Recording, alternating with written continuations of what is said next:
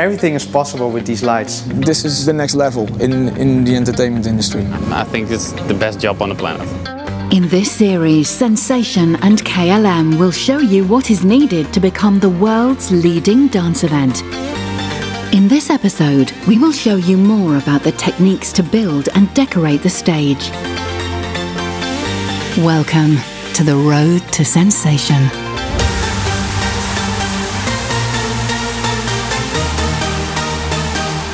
Welcome to the Pleasure Dome. One of the aspects that makes Sensation unique is the centre stage. Every year, the creative team manages to come up with a new artistic masterpiece. For the new show, they raise the bar even higher.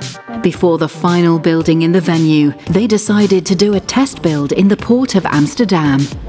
We do a test build to make sure that everything turns out the way we thought. This is the first time we do it in real life, and the first time all the drawings and all the theories come together in a real structure. My first impression was wow. It's hard to imagine. We always look at 2D and 3D drawings, but in reality it's enormous.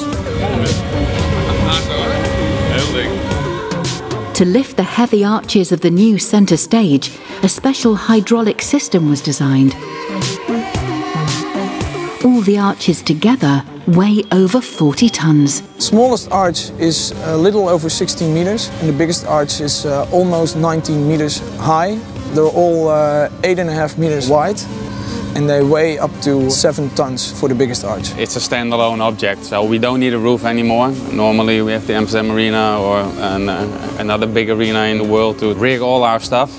But now it's without rigging, and all lights, lasers, pyro, it's in there. So it's a kind of a Pandora's box rising. Light and lasers play an important role in the shows of Sensation, and the development of LED technology has made a major step in the last few years. One of the light sources we're using for Welcome to the Pleasure Dome are these colorful LED lights. Because of the latest technology we're using, we can run every light one by one. And that's how we can do all the effects, the color patterns in any speed. Everything is possible with these lights. You probably know those lights from the amusement parks, like Disneyland. They perfectly fit the look and feel of Welcome to the Pleasure Dome. The problem is, they're not bright enough. And that's why InventDesign came up with this very powerful LED light source, which is 40 times that bright than the classical design. We need this amount of light to fill this huge arena with a flood of lights, blind the audience and give them experience of their life.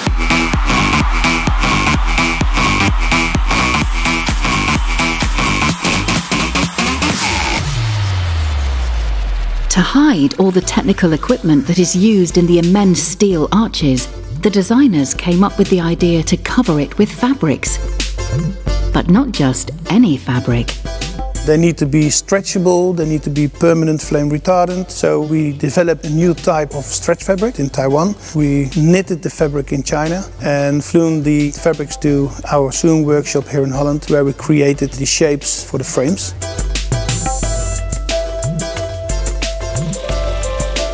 First, we made a printed template we used to cut the fabric, and for all the frames we need over 3,000 square meters of fabric and approximately 500 man-hours to do all the cutting, the sewing, to assemble the Velcro on the frames, etc, etc. To the Pleasure Dome. Back to test build in the port of Amsterdam.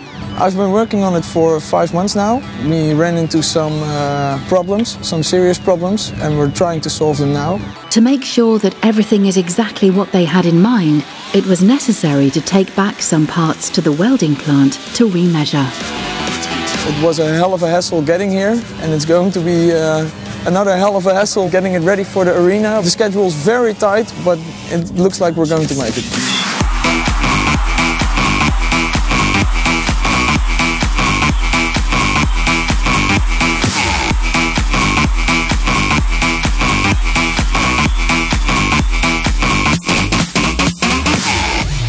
I've done a lot of productions in the past, but this is on a whole other level.